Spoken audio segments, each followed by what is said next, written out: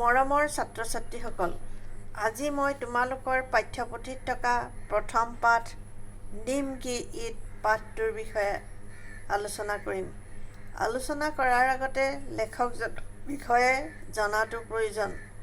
आज हम तुम्हारे पाठ्यपुस्तक का पहला पाठ निम की ईद पाठ आलोचना करेंगे।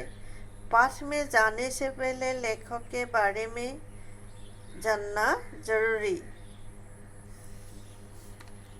पाठ निम की ईद, लेखक रामवृक्ष बेनीपुरी। यशस्वी ललित निबंधकार रामवृक्ष बेनीपुरी जी आधुनिक हिंदी साहित्य की अमर विभूतियों में अन्यतम है। राष्ट्र निर्माण, समाज संगठन और मानवता के जैज्ञान को लक्ष्य मानकर बेनीपुरी जी ने ललित निबंध, रेखाचित्र, संस्मरण, रिपोर्टाज, नाटक, उपन्यास, कहानी, बाल साहित्य आदि विविध गद्य विधाओं में जो महान रचनाएं प्रस्तुत की है, वे आज की युवा पीढ़ी के लिए भी अमोघ प्रेरणा की स्रोत है। बेनीपुरी जी का जन्म 1902 में बिहार के मुजफ्फरपुर जिले के अंतर्गत बेनीपुर नामक गांव में हुआ था और मृत्यु 1968 में हुआ। उन्होंने बहुत से पत्र पत्रिकाएं रचना की है।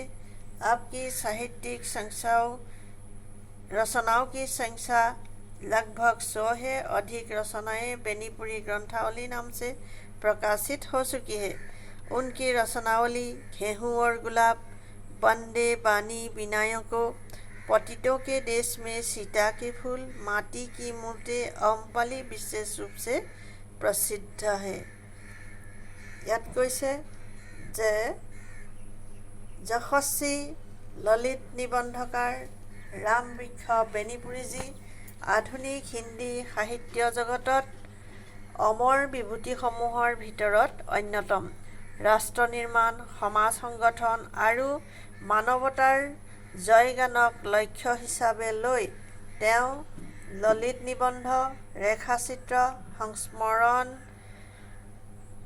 সাংবাদিক, নাটক, উপন্যাস, কাহিনী, শিশু সাহিত্য আদি বিভিন্ন গদ্য নিয়ম প্ৰস্তুত কৰিছে। তেওঁ আজি ডেকা পুৰুষৰ কাৰণে অমোঘ প্ৰেৰণাৰ স্ৰোত হৈছে। ৰামবৃক্ষ বেনীপুৰীজীৰ জন্ম 1902 চনত বিহাৰৰ মুজফ্ফৰপুৰ জিলাৰ অন্তৰ্গত বেনীপুৰ নামৰ গাঁৱত হৈছিল আৰু মৃত্যু হৈছিল 1968 চনত। তেওঁ যথেষ্ট সংখ্যক পত্ৰ পত্ৰিকা ৰচনা কৰিছিল। ৰচনাৱলীসমূহৰ সংখ্যা প্ৰায় 100 হৈছিল আৰু অধিক ৰচনাৱলী বেনীপুৰী গ্ৰন্থাৱলী নামেৰে প্ৰকাশিত কৰিছিল। তেওঁৰ ৰচনাৱলী गेहूं और गुलाब, बंदे बानी विनायकों, पतितों के देश में सीता के फूल, माटी की मूर्तें, अम्बपाली বিশেষ ৰূপেৰে প্ৰসিদ্ধ। এতিয়া আহোঁ পাঠটোৰ থুলমূল আভাসলৈ। निम की ईद बेनीपुरी जी के रोचक एवं प्रेरक ललित निबंध में अन्यतम है। ইয়াত কৈছে নিম কি ঈদৰ অসমীয়া অৰ্থ হ'ল ভেটিৰিতা। এই ভেটিৰিতাৰটো বেনীপুৰীজীৰ এটা मनोरंजनदायक निबंधসমূহৰ ভিতৰত অন্যতম। निम की ईद का प्रतीकार्थ है समाज का अनाम शहीद, जो बिना किसी यश लोभ के समाज के नाम निर्माण हेतु आत्म बलिदान के लिए प्रस्तुत है। ভেটিৰিতা কাহিনীটো প্ৰকৃততে সমাজৰ অনাম শ্বহীদ, যিয়ে বিনা যশস্যাৰে সমাজখনক নতুনকৈ নিৰ্মাণৰ বাবে আত্মবলিদান দিবলৈ সাজু থাকে। সুন্দৰ ইমাৰত কা চহে নয়া সুন্দৰ সমাজ।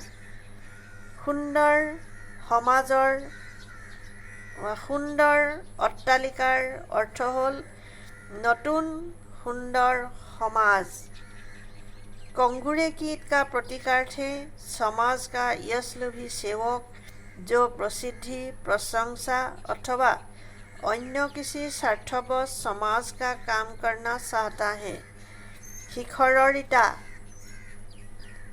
অৰ্থ হ'ল বা প্ৰকৃততে সমাজৰ যশস্যালোভী সেৱক, যিয়ে প্ৰসিদ্ধি, প্ৰশংসা বা প্ৰসিদ্ধতা, প্ৰশংসা অথবা অন্য কোনো স্বাৰ্থৰ বাবে সমাজৰ কাম কৰিব বিচাৰিছে।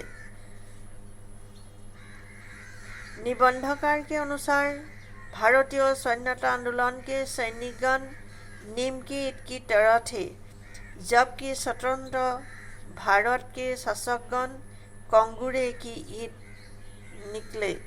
लिखकर मते बा लेखकर मते भारतीय स्वाधीनता आंदोलনৰ সৈনিকসকল আধাৰশিলাৰ ইটা দৰে আছিল, য'ত স্বাধীন ভাৰতৰ শাসকসকল শিখৰৰ ইটা হৈ পৰিল।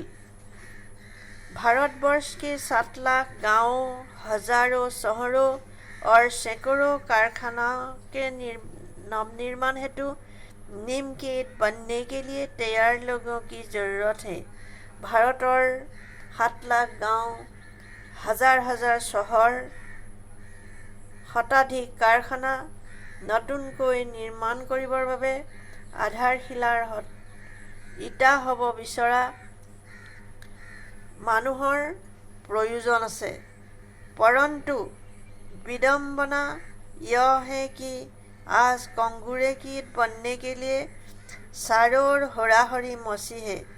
नीम की ईंट बनने की कामना लुप्त हो रही है। किंतु समस्या এইটোৱে যে আজি শিখৰৰ ইটা হোৱাৰ কামনা नाइकिया हो गई। इसलिए निबंधकार ने देश के नौजवानों से आह्वान किया है कि नीम की ईंट बनने की कामना लेकर आगे आए और भारतीय समाज के नवनिर्माण में चुपचाप अपने को खपा दे। এইদৰে भारत प्रबंधकारे भारतीय समाजत देशर नतुनকৈ উঠি অহা যুৱকসকলক আহ্বান জনাইছে যে আধাৰশিলাৰ ইটা হৈ ভাৰতীয় সমাজখনক নতুনকৈ নিৰ্মাণ কৰিবৰ কাৰণে কামত অৰিহণা যোগাবলৈ প্ৰবন্ধকাৰে আহ্বান জনাইছে।